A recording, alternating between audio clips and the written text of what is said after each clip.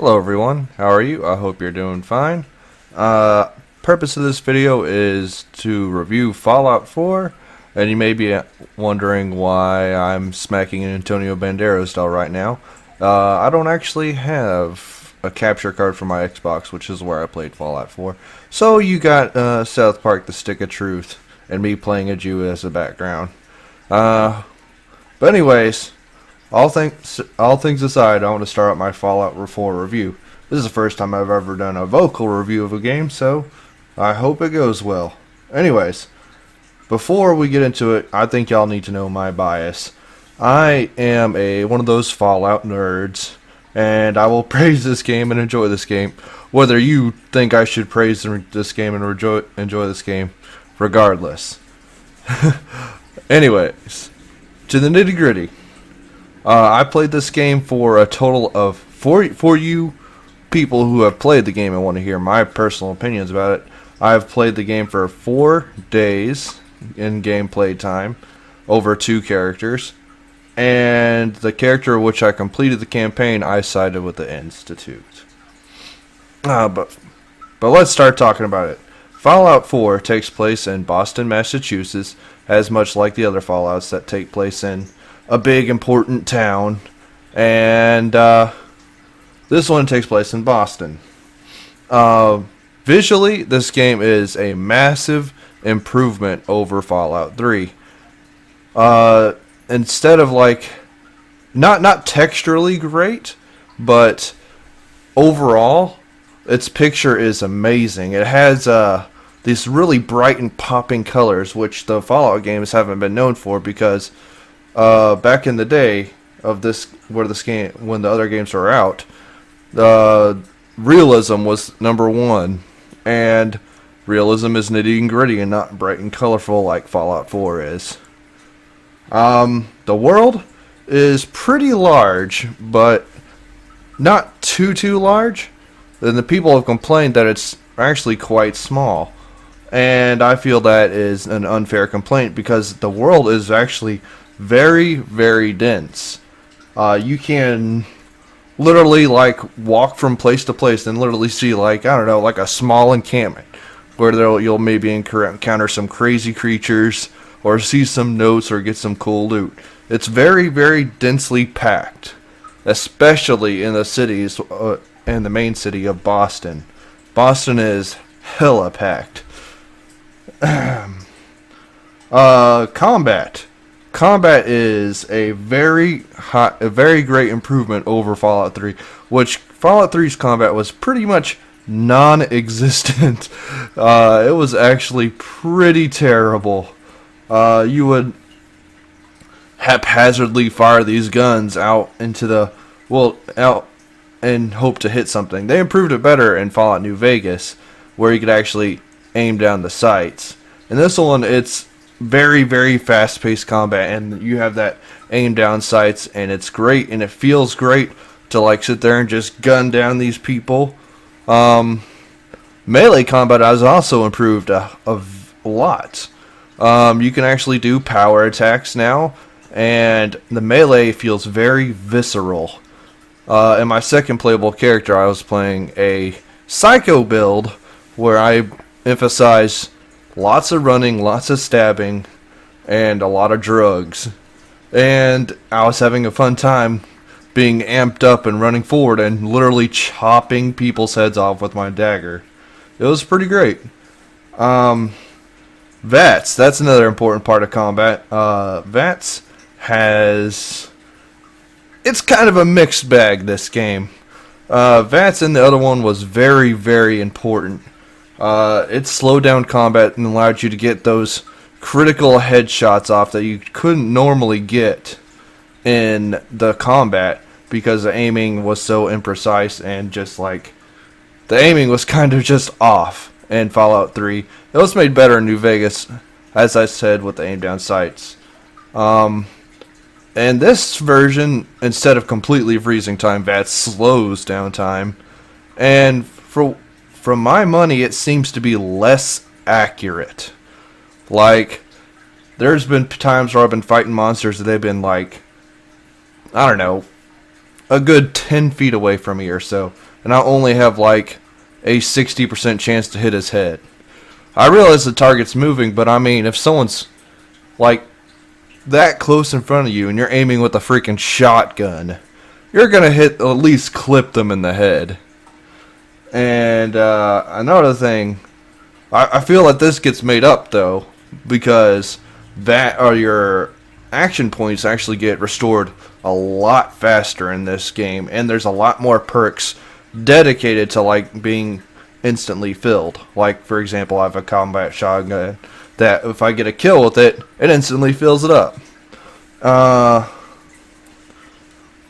And if you can't talk about weapon or the combat without talking about weapons, and the weapons are pretty much the same from the existing games. They got some new guns like the Gauss rifle and some very unique guns, but you can't really talk about the weapons without talking about the weapon crafting. They implemented a new crafting system into the game where you can take an item and or take a weapon and like add like sights to it and add like a barrel to it, a different kind of barrel, or what kind of weapon. You can change like laser rifles to be like a standard laser rifle or ones to fire like, you know, fire beams, which is pretty cool. And one of my favorite mods, you can actually take a plasma rifle and make it like a plasma flamethrower, which is pretty cool. This, however, has a drawback in that your weapons are kind of limited because there's so much expansion, like so much variability with these crafting system. Your weapons are severely limited. And they're like quite literally like just cut out like guns. You get like, you know, plasma pistol or plasma rifle, and like you get one rifle, which is the hunting rifle, and that's the only one you get to really make into a sniper rifle. True, you can make your other rifles like somewhat sniper rifles, but you know, it's just like one gun dedicated to sniper rifles, and you have to like change it so that it fits your needs. So there's a lot more depth to the guns, but there's not many guns, which after a while starts to feel hollow to me. It felt hollow to me because it's like I can clearly see what they were doing here. It feels very gamey. The guns don't feel really unique anymore. It also reduces the interest of new guns because you get one base set gun, that's what you get. And that's like you only need the one to transform it to what you need. Speaking of weapons, we can't talk about weapons without also talking about armor, which is also in the crafting system. They distinctly changed the armor in this game. At previous games, you literally had like head armor and body armor. That's it. And this one, you can have like different layers. You had like different gloves, different gauntlets, and all this stuff. And like you could like layer on armor like chest, leg armor, arm armor, and of course your head. But this system I felt was kinda lame because it really didn't gel with the other stuff. Because some of the armor you find in the game, like t-shirts and suits and stuff, actually covered up the ability to have leg armor.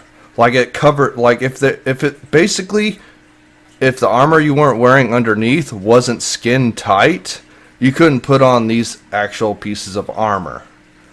Cause that's the way it worked. You had like this skin tight layer, and then you like strapped these armor pieces on.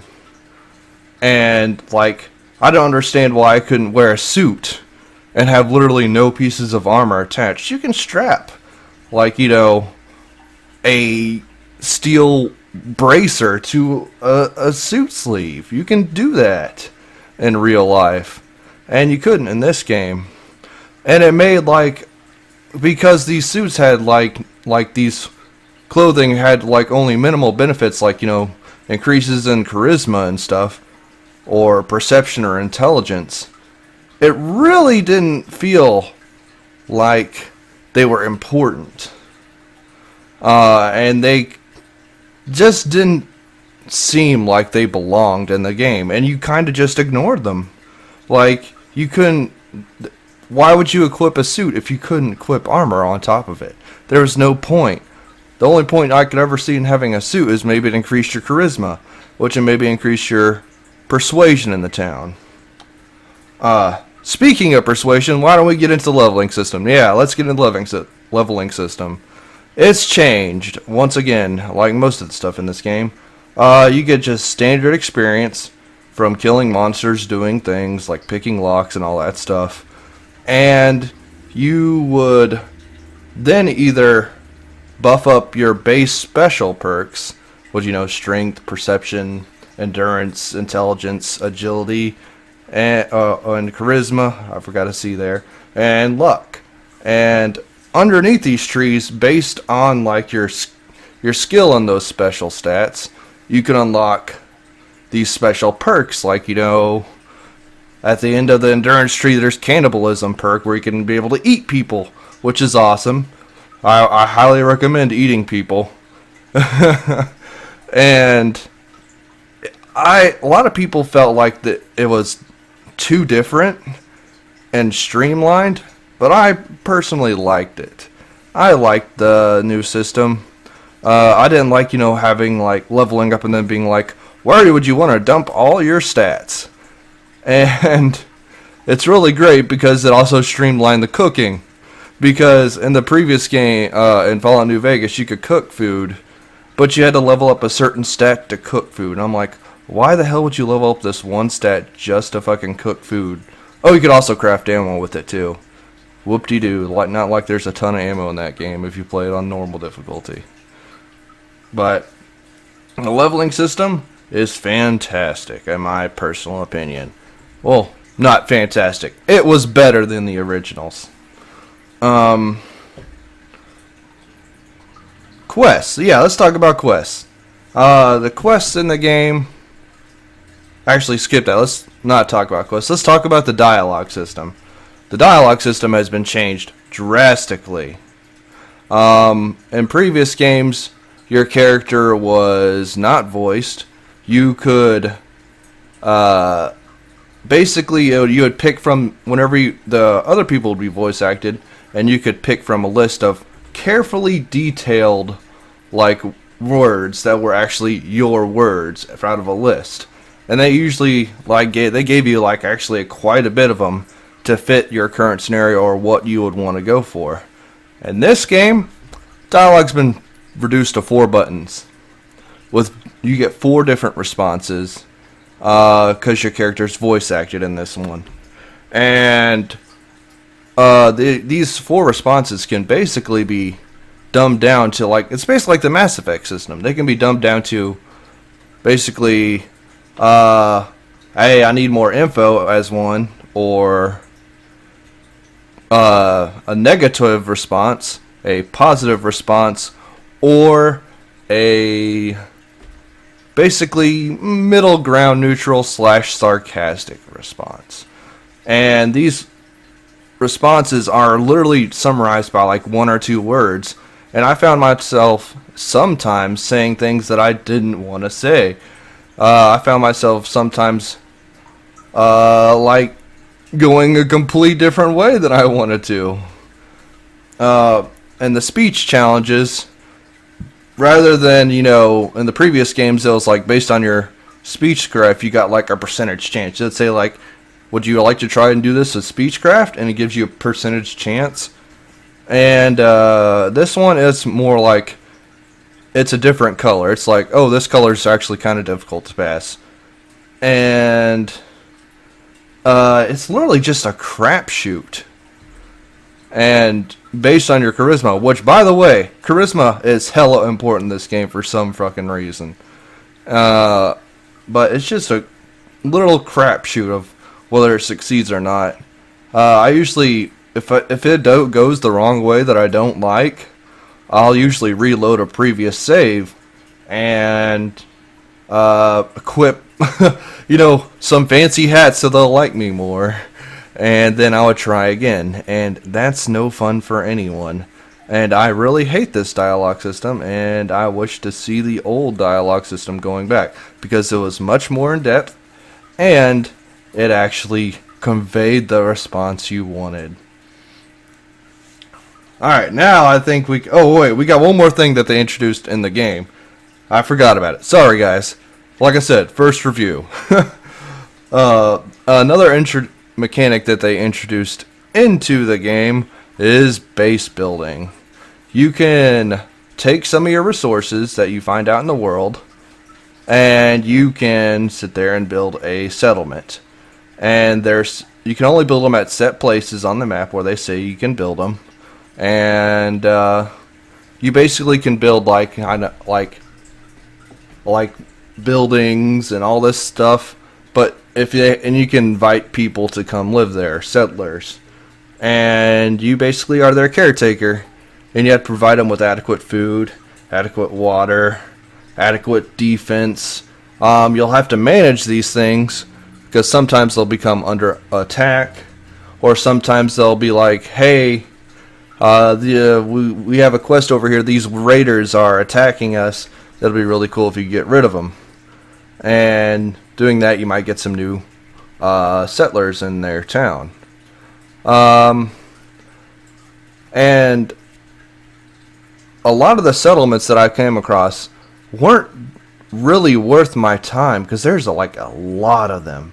There was a lot of settlements in the game, and a lot of them were like quite literally the size of a house and like a small surround. Like it literally looked like a building the size of an apartment, and then like the backyard of it. I'm like, what's the fucking point? You know? I think I had about at least 20 or so settlements available to me that I could modify by the end of the game. And there's a lot of them where I was just like, hey, there's like 6 or 7 people in there. Or there's only 2 people in here. And it just felt like unnecessary in the game. It felt really unnecessary. And I would be happy if this was actually taken out. In my opinion, this Fallout wasn't like, about safeguarding people, and it was about, the lone wanderer. You're out there alone. I mean, sure, you have a companion that'll come across, like, that you can get with you, and they'll help you, and you'll make friendships with them, and, but most of all, you're just alone and doing your own thing, and, these bases will consistently sit there and be like, hey, I need, help. Please come help us. We're actually getting raided by bandits. And I had to stop what I was doing to come save them. And it was time consuming, and I felt if this was completely out of the game, I would be happier for it. I couldn't give 2 poopy dupes if this crafting system was missing. Or this, not crafting system, base building system was missing. Speaking of which, I miss companions too. Yeah, let's talk about companions. You get a ton of companions in this game, a lot more than your previous games that you, there's only I think, in Fallout 3 you could only get the one, which was Dogmeat, and he could actually die. And, Fallout New Vegas, you had I don't know, 6 or 7 or 8 or so. You get up to over a dozen in this one, and a lot of them will have you can actually pick the ones that will suit your certain tastes, and if you get if you do stuff that they'll like, you can level up their friendship, and they'll give you a cool perk that you can that'll be permanently attached to you. I like one of them's what's actually increased my sneak ability and my sneak damage, because I played a stealthy character, and it was really cool. And they also have, if you get them friendly, they'll share their experiences with you, as well as having some cool side quests to do to make them really like you. And another thing that they added in, you can totally bang these companions that you have with you if you're near a bed and they're following you. You'll do e-banging, which totally happens off screen, but you know, you get a little buff to your experience for banging this chick. And oh, by the way, everyone's bisexual, so don't worry about making the sex of your character to bang certain people. Alright, I think it's about time to start talking about the story and quests. By the way, I'm going to keep it spoiler free if you're still playing it. The game revolves around you losing your son, and you're going to look for him in the wasteland. And along the way, you'll meet 4 factions, and you'll have to decide which one of these 4 factions to support. You can support them, all of them, up to a certain point, but at one point, these 4 factions will say, by the way, if you're going to continue with us, you gotta basically abandon these other 3 or 2 factions. And that went a lot different than I would imagine. It felt, I don't know how to describe how it felt. It felt like very robotic. I don't know the words to say it. It felt very robotic. It was more like, okay, you want to support the Institute. Well, these other 2 people we don't like. You must exterminate them. And it's just like, okay, why? It felt very, the story, like in New Vegas. Oh, that's another thing. You have to choose choosing one of these 4 factions, regardless if you support any of them to beat the main campaign. In Fallout New Vegas, you had 3 factions that you could support, and there's one that I immediately went with. That was basically like, fuck all these factions. I'm in it for me, because I don't like all these 4 factions. I don't like them telling me what to do. I want to do me. And that was missing from this game. And quite literally, not to go into spoilers, you end up basically eliminating the other 2 races, like a couple of the races, or the factions, not races. And it felt like it was very mechanical. It didn't feel natural to be doing the things I was doing. It felt like, it's like, would you like to side with faction? Okay, do this. And overall, when the game hit its final ending, I was like, well, okay. Is that it? Is that the best I can get from a Fallout game? And from what I heard, I haven't seen it because I only beat the game once. The ending cutscene is exactly the same, regardless of who you support, regardless of what you do in the story, which was very different from the other 2 games, which basically it was like a recap to show you your impact on the world. And this one was just like, hey, you did stuff. It's true that the game doesn't end whenever you beat it. You can still play around and stuff. But, well, with, these 2 factions missing, it seems kind of pointless to play, because like you literally lost like these 2 whole other quest givers to like play around with. It also makes getting the achievements a fucking bitch. Let's just put that right there, because you gotta end up supporting all 4 of the factions. I guess you could load from a previous save point, but who wants to sit there and do the same ending 4 times? By the way, it's the same ending 4 times. It's just replacing who's doing what. All in all, I felt the story was very underwhelming compared to what it had been. And in my opinion, it's the worst story out of Fallout New Vegas and Fallout 3. Because of how electronic and hollow it is. But the side quests are amazing. I love the side quests in there. I found some that just made me chuckle. I don't want to get into detail to spoil them, but, they're all pretty great. What else haven't I talked about? Oh yeah, the monsters. The monsters in this game have been reskinned. They also added some new ones. And the monsters are actually quite terrifying to behold. Oh god, there's boobies there. Y'all didn't see that. They're actually quite terrifying to behold. But I liked them. They were awesome. They felt new and they felt fresh. And I especially liked the feral ghouls. They looked creepy as hell. And there's one point in the game where I encountered some pink ones. I don't want to spoil where or why they were pink, but, I found pink ghouls. And they were really fun to kill because they're bright-ass pink zombies. I think that's pretty much all that's kind of what you need to know about it. But now I'm going to talk to you about my biggest faux pas of the game. The biggest killer to the whole game. And that is the bad UI and the lack of information.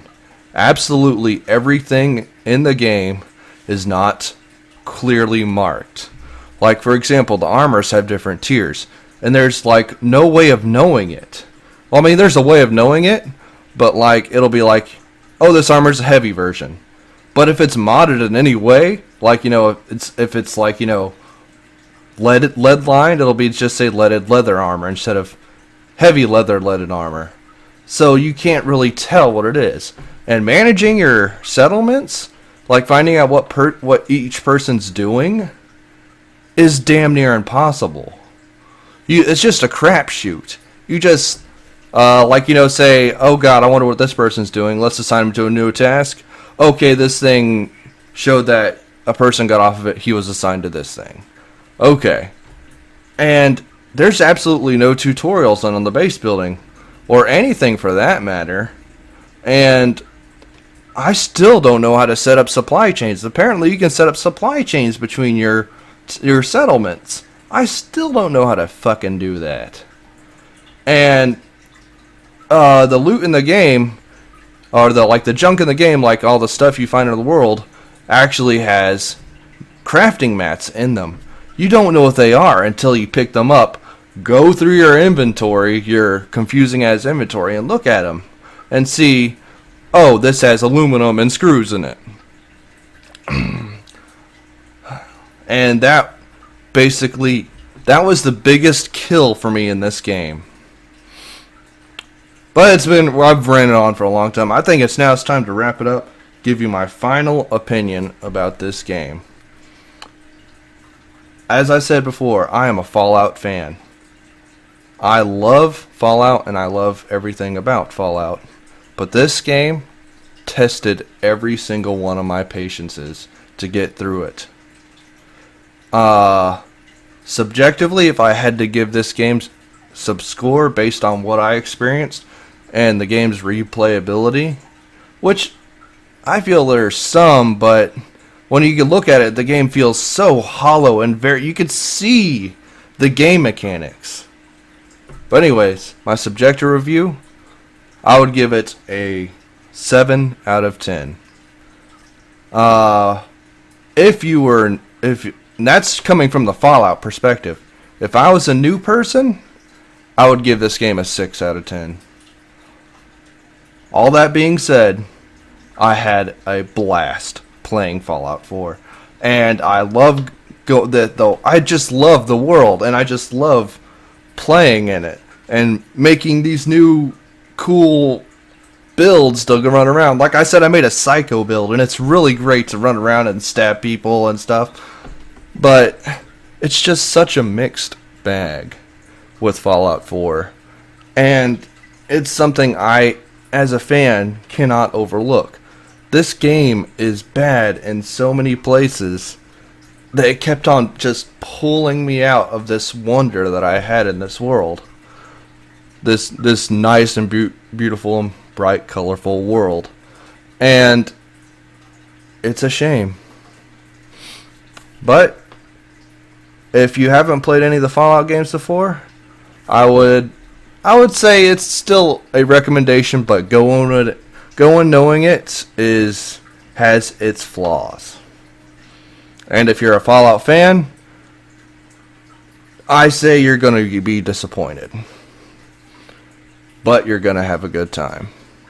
Anyways, guys, I think I have rambled on for 30 minutes now. I think that's a good time to end it. And hope y'all enjoy my video. If you'd like to see me do more reviews, leave a comment, leave a subscription, do all the things, all the YouTube things. Thanks, guys. I love you. Y'all have a fantastic day. Bye-bye.